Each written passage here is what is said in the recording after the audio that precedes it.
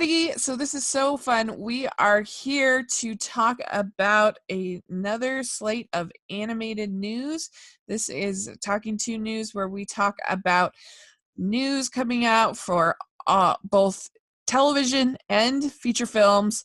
Pretty much anything that has to do with animation, we talk about it, and it's really quite fun. I'm Rachel, and Jonathan's here. Hey. Yeah. So it's just amazing how quickly these stories come, and we've got quite a bit of a lineup. We're going to do the trailer thoughts on trailers separately in a separate podcast. So once I have that, I'll put a link for that in the description section. You want to check that out for sure. So we have to start off with a sad news. Today on recording this is the 27th of November. We're recording.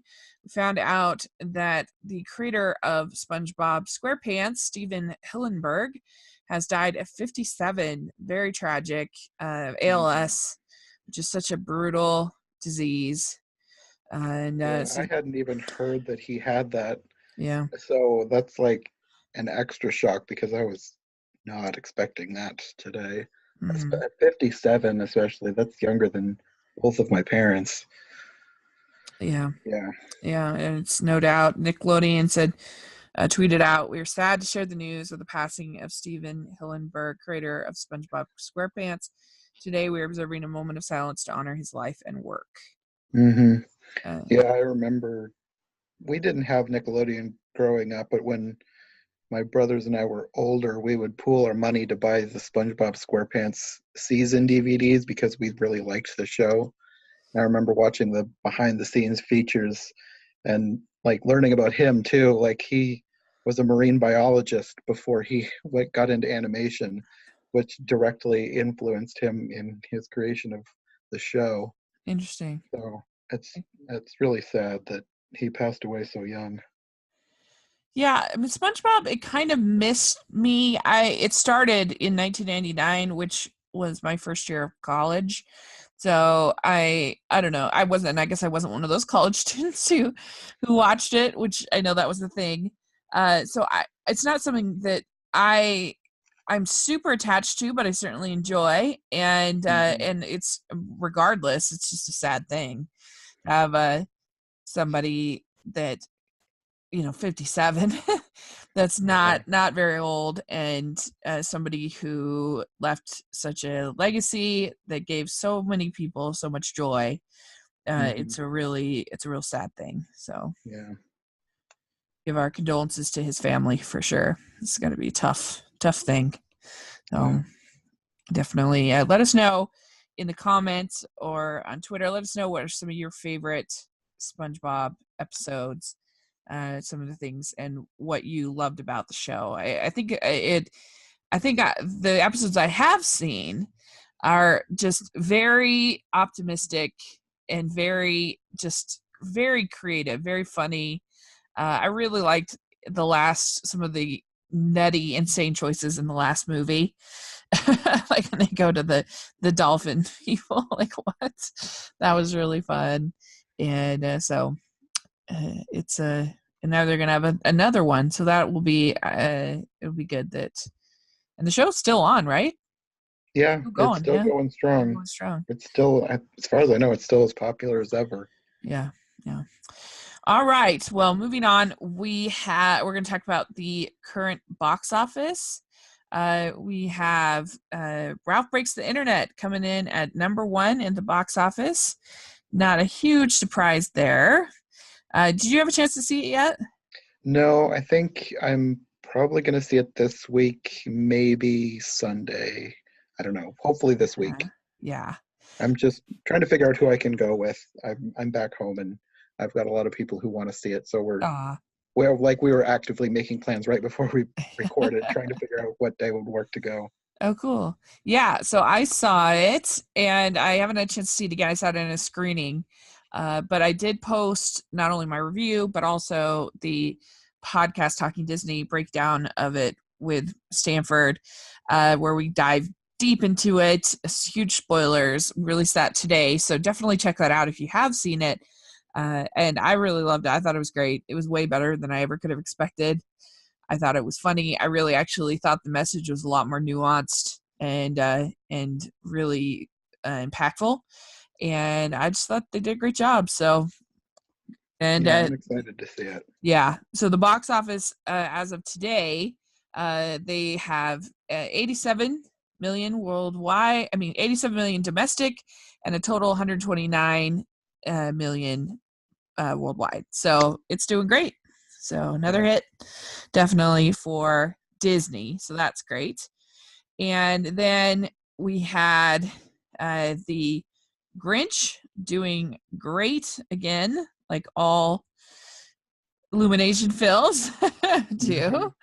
And they have domestic $181 million on a $75 million budget. So just domestic, it's already doing great.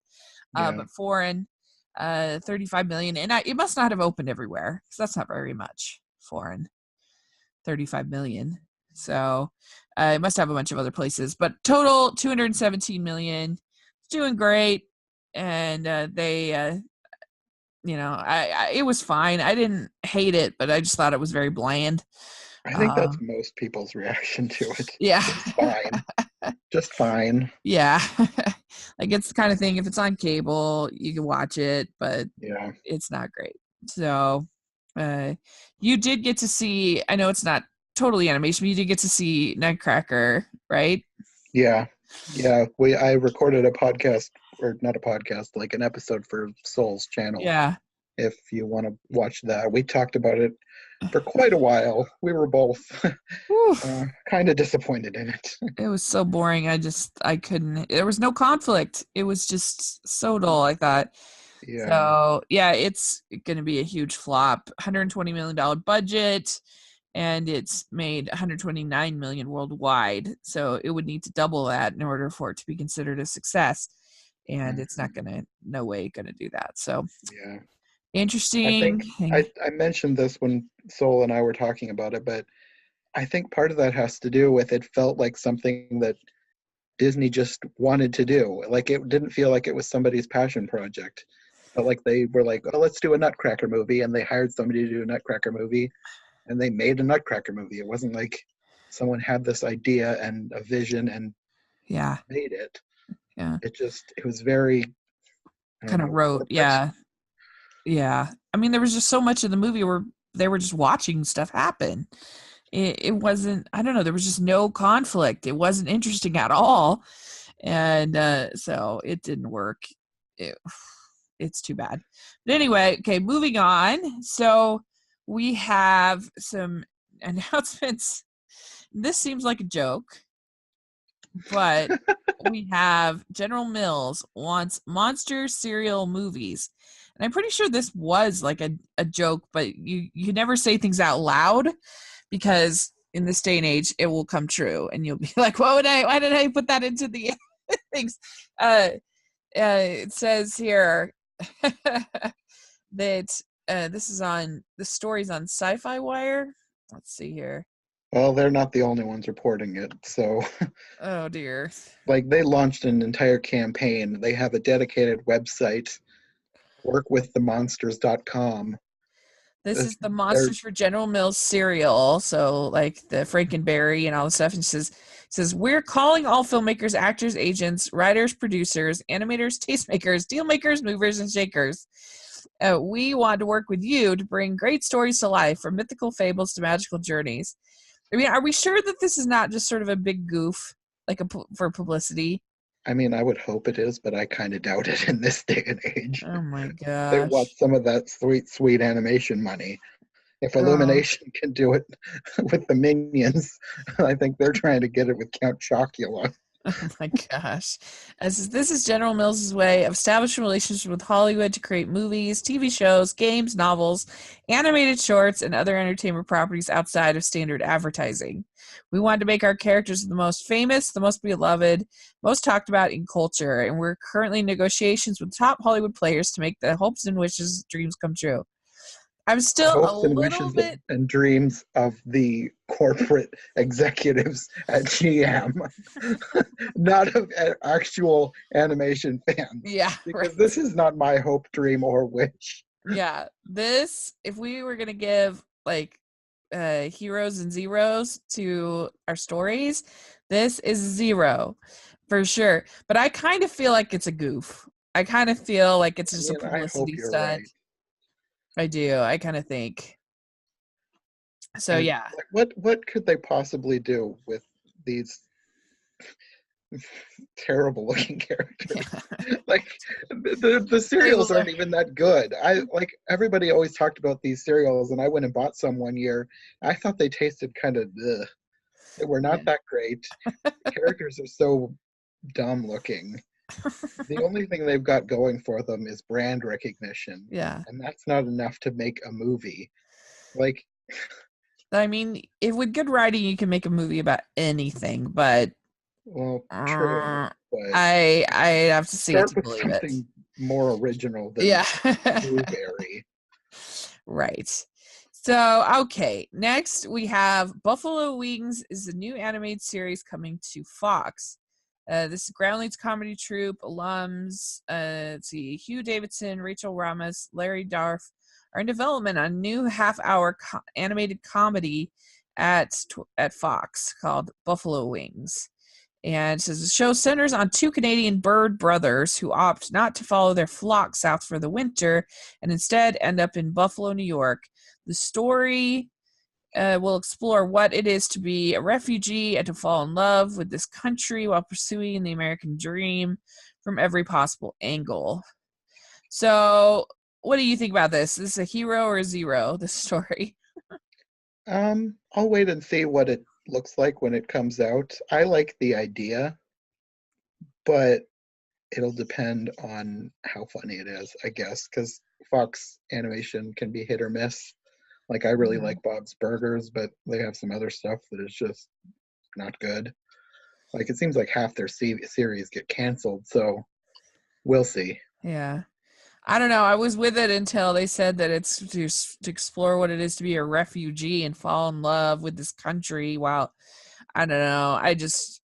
It's like, oh no, is this going to be funny or is this going to be a political preaching kind of pandering kind of show? That makes me nervous. I mean, that's the first thing you say about your show is that it's going to be about how to fall in love with this country while pursuing the American dream. I don't know. That makes me suspicious.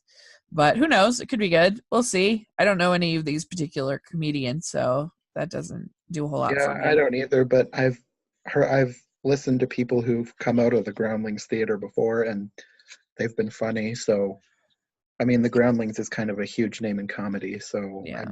I'm hoping that they've got good people working on it, but we'll see. I'll watch the first episode when it comes out and we'll see what it seems like after they've actually got it made.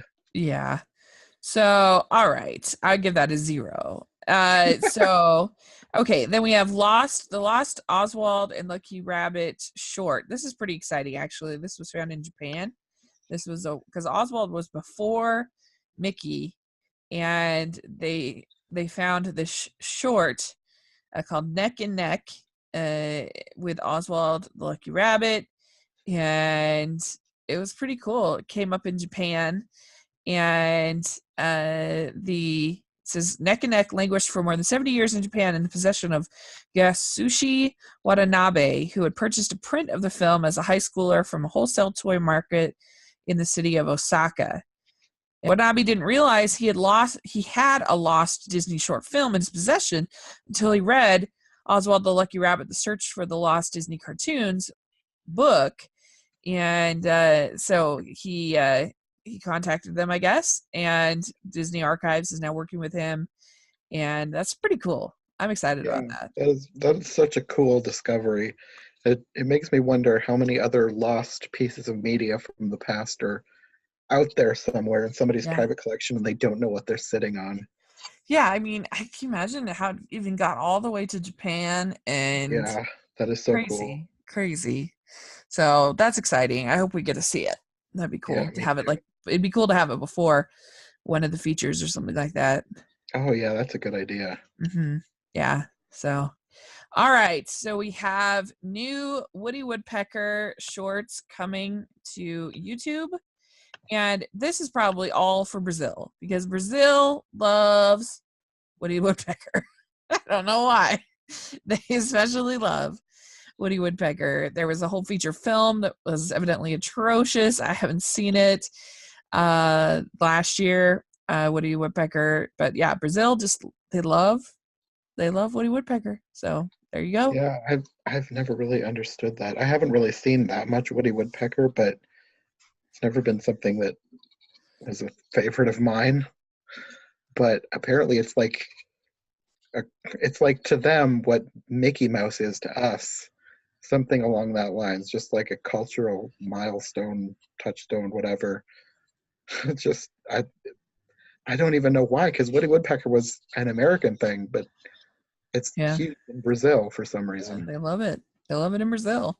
The Sci-Fi Channel has announced a alien news desk, and it's going to have an animated satire series from Lorne Michaels, who creates SNL.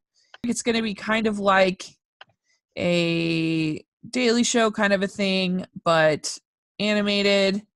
It'll be original. I don't know. What do you think about this? I think it's a really interesting idea. I'll be interested to see how it turns out, but from the sounds of it, they're going to be making this series kind of in real time as news stories happen, which I don't think that's been done before, like an animated news show that is talking about actual current events. Yeah. So I will be really interested to see what this looks like and how it works, because it's gonna. I Yeah, I'm can't not sure how imagine they're that gonna. animation is going to be like amazing. It's probably going to be simple because how else are they going to do it fast enough to get it out there while the news is still relevant? But I'll be interested to see how it turns out. I really like this idea. Yeah, it will be interesting to see how they can pull it off. So it'll cover up to the minute news and commentary. Hmm. Yeah, so I don't know. That is weird, but I guess they must have some kind of sort of mod. They have everything modeled, and so then they could just quickly change sort of the mouth positions or something. I don't know what they're gonna do, but that's interesting. Yeah. Um, hmm. So that'll be early 2019, 30-minute series on Sci-Fi Channel, I guess. So, we Yeah. will I'll be see. interested to see how I it guess I'll works give out. that a hero. We'll see. Um, okay. Then our next story is Mark Dindal is signed on to direct an all animated Garfield feature film. And I'm excited for this because he is a director that deserves better than he gets because he directed Chicken Little, but he also did The Emperor's New Groove and he did Cat's Own Dance, which are both really creative and really fun films, very funny. And I think he deserves better than to be known as the guy who directed Chicken Little because Chicken Yeah, Little is just a mess. I And was kind of annoyed that so many news articles reporting this were saying Chicken Little director to direct new Garfield movie. It was like they were trying to bait people into believing that this is going to be an awful movie because it right, was related to Chicken Little. And I'm not right. even one who hates Chicken Little. I think it could have been a lot better than it was. But he's directed movies that are far better than Chicken Little. So it felt very disrespectful to me for Mm-hmm. them to be trying to relate this to Chicken Little and not Emperor's New Groove, which Right. is it's a modern classic. So I was annoyed with the reporting Yeah, that I said was annoyed as that. well.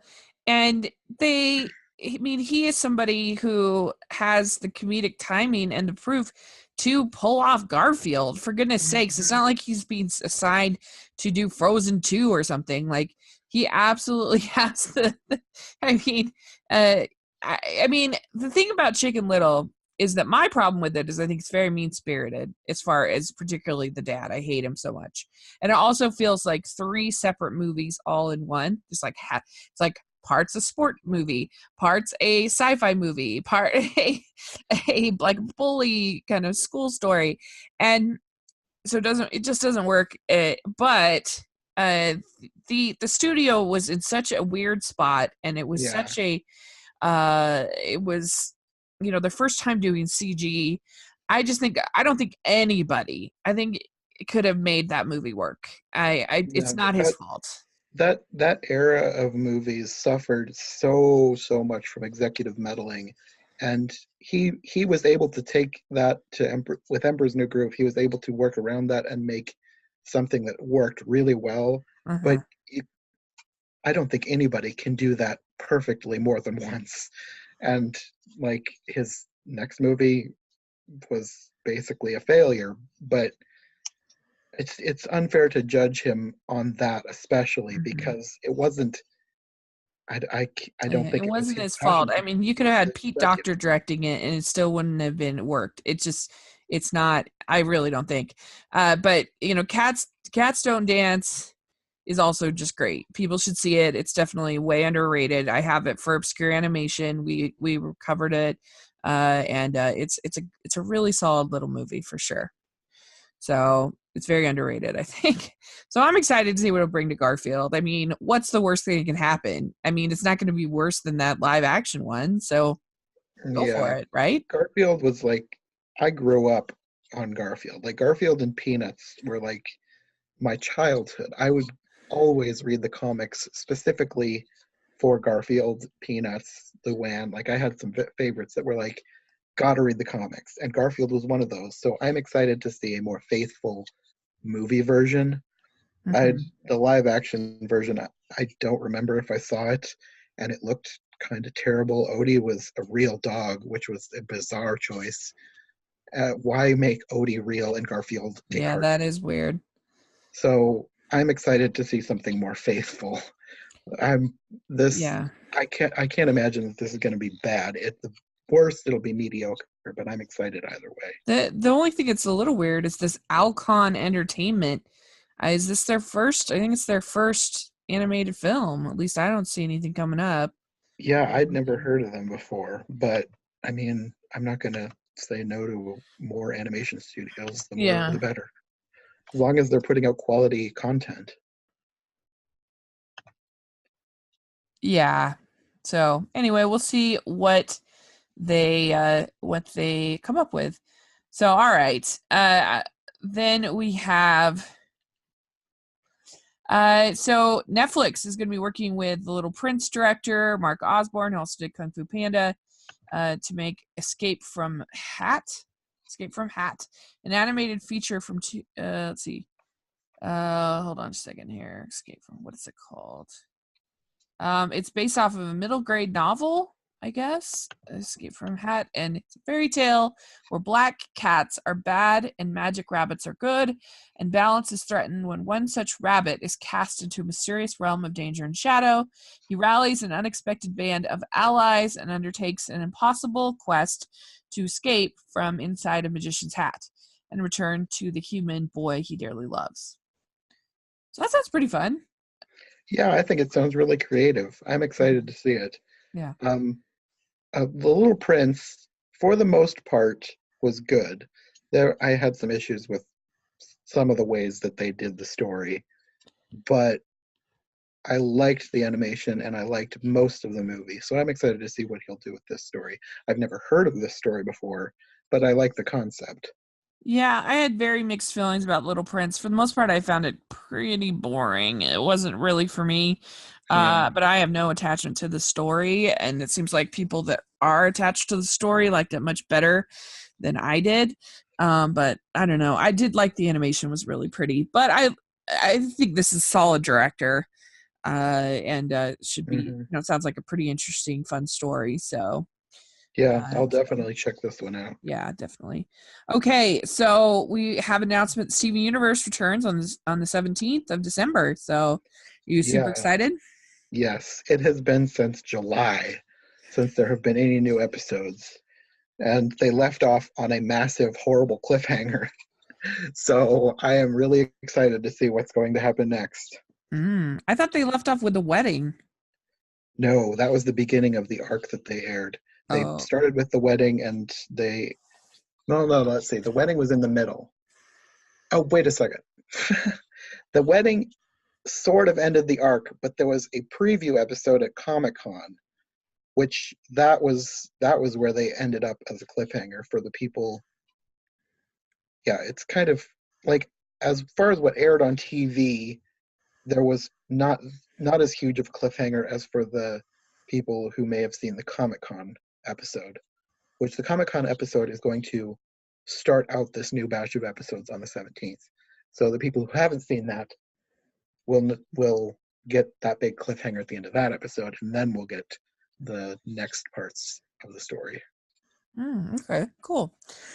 So yeah, there's going to be 5 episodes, 5 new songs, with coinciding with each episode, and so that'll be really exciting for fans. Yeah, I'm really excited. Mm-hmm. It was before Girls 2. The Domishi is making her feature debut, and so that's pretty exciting. That it's very early on, I guess. But she's on her way to her first feature project, and she says it's super early on, but I'm really excited to play in this new 90-minute film format.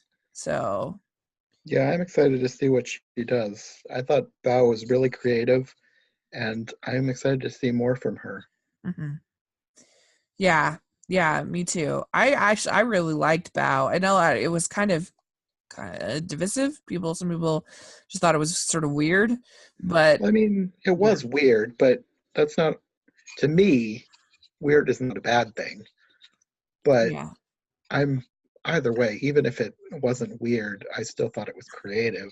Mm-hmm. I I'm Yeah, excited. I liked it. I thought that it was actually pretty clear as far as it being a parable Hmm. about about your the life raising your children, and how hard it is to make change. That was the Hmm. message for me, was about change and how hard change is. And so I didn't really think that she was actually eating her son. Like, it was a parable, it was a metaphor. But anyway, so we have news about a new animated series based on Roald Dahl characters that'll have Matilda, the BFG, Charlie and the Chocolate Factory, all of that. So it'll be kind of like a Roald Dahl cinematic universe in a I way. think it's going to be sort of an anthology series. Like This is I an have a event feeling, series. I think they're going to make it sort of like a series of unfortunate events, except animated. Like every episode, and I don't know if every episode will be one story or if it'll be like continued to each episode, but it's going to be a television series, not a series of movies. Yeah. But it's on Netflix, so yeah, I'm super excited for this. Like, we're going to get stories that have never been made into any movie or special or TV show or whatever. This will be the first time a lot of the more obscure Roald Dahl stories will get any sort of adaptation, and I'm really excited. And I didn't realize at first when I read this, I was already excited, but then I saw a tweet from I can't think of his real name, Mr. Coat on Twitter. Uh-huh. He pointed out that Charlie and the Great Glass Elevator is among the ones that are going to get an adaptation, which, for those who don't know, Charlie and the Great Glass Elevator is the sequel to Charlie and the Chocolate Factory, which a lot of people don't know that Roald Dahl wrote a sequel to that book. And Mm-hmm. that sequel is insane. I loved that book as a kid so much. I remember watching the first movie from the 70s when I was a kid and being so disappointed that they never made Charlie and the Great Glass Elevator into a movie. And then when they made the second one with the Tim Burton version, I I was like, the finally they're gonna have a chance to make Charlie and the Great Glass Elevator, because these days everybody loves the sequel. Like, all the studios are gonna want as much as they can get out of this. And then they ended it in such a way that the sequel wasn't possible. And I was mad again. So I am really excited that they're finally going to do a version of Charlie and the Great Glass Elevator. Mm-hmm. It's such a weird story. Have you ever read it? Years and years and years ago. I have a weird kind of relationship with Roald Dahl. I loved Roald Dahl as a kid. Absolutely loved Roald Dahl. And I didn't really get into fantasy as a kid. So it's kind of it sort of was, I guess, maybe magical realism a little bit. Like it was enough Mm-hmm. grounded in real life for me to enjoy it. But I have to say, like, I have such a different experience reading the books now as an adult that I feel a little bit conflicted, but I just tried to kind of put on my 8-year-old hat and just because I find them actually kind of violent and sort of disturbing. And like all the women, for the most part, there's a couple exceptions, Miss Honey, a few, but for the most part, all the women are just these beasts, horrible people. You know, the ants and James the Giant Peach. You have Trunchbull. You have the witches. You have all these. It's like, whoa. You know, I want to say to Rold, like, did the nuns like did nuns get to you growing up or something? Because like, his books are just kind of like my perspective as a kid is totally different than my perspective as an adult. I'm just kind of like I remember reading his book Boy about his childhood and thinking it was so funny and so charming. And then I read it as an adult and I was like, this whole book is just about canings. It's just about him getting caned over and over and over again. I'm like, why did I think this was funny? It's such a Hmm. weird thing for me. And so, but that's probably just me. I guess I'm the only one. But I don't know. I have just a weird experience with his books. And but I'm sure it'll be interesting to see sort of do they go whimsical, which I think is the smart move, to be honest, with Charlie and the Chocolate Factory, or do they go dark? Because it's definitely both. I mean, do they go whimsical with Roald Dahl, or do they go dark? Because it's definitely both there, and I'll be curious to see. I definitely would go whimsical for sure, but I then they want could both. go too whimsical, like they do with BFG. That was too whimsical and not enough story. So I don't know. It'll be interesting to see what they do. I think I like Roald Dahl stories because they're both whimsical and dark, and finding a balance between the two will be important. Yeah, it's tough, But yeah, really I'm tough. excited either way. He is such a great author to me anyway. I loved his stories growing up. Maybe I haven't read them in years, so maybe I would have a different point of view now, but growing up they were some of my favorite books and I'm excited to see them Yeah.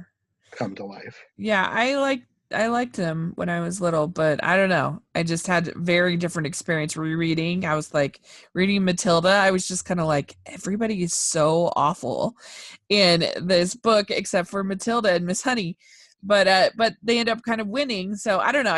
It was just an interesting experience. Like you have different you have different you're a different person in a lot of ways from when you're Hmm. little versus when you're big. So I don't know, but so I'll be curious kind of what angle they take to it. And so anyway, we'll see. And so last news was just a crazy fun news that we find out that Julie Andrews is going to be up against Mary Poppins Returns as a live action role in Aquaman, which is kind of hilarious. No, not even live action. Yeah, She'll be a voice. of some kind of a sea monster. Which is, to me, that's absolutely hilarious. A Like you would, folkloric sea creature that aids yeah, Arthur Curry in his quest to bring peace. that is something I would never have seen Julie Andrews doing. Yeah, But I love it. I yeah, love that. It's such a bizarre, out of left field thing, and I'm like, this shouldn't be the thing that would get me even more excited about Aquaman, but it is. I was already excited for the movie because I think it looks good. But to find out that Julie Andrews is yeah. going to play a sea monster, It's pretty funny, and that she's going to go up against Mary Poppins is just hilarious. yeah, it's Yeah, it's it's such a it's such a weird but good, amazing, hilarious choice. I'm yeah. so excited. And I mean, I had my doubts about Aquaman, but I'd say the early reviews have given me some confidence, so that makes me happy. Yeah, So hopefully it I'm will be just good. excited for them to get past the dark phase of their universe. I want something fun. Wonder Yeah. Woman was a good first step in that, and I hope this continues the trend. Yeah, I doubt I'll like it as much as Wonder Woman, but Well, I just wanted it probably to be a good good. movie. So we'll see. Yeah. So there you go. We covered everything. This is very exciting. And so some pretty fun, eclectic stories out there. And just let us know what you think of these stories. Put in the comment section or on Twitter.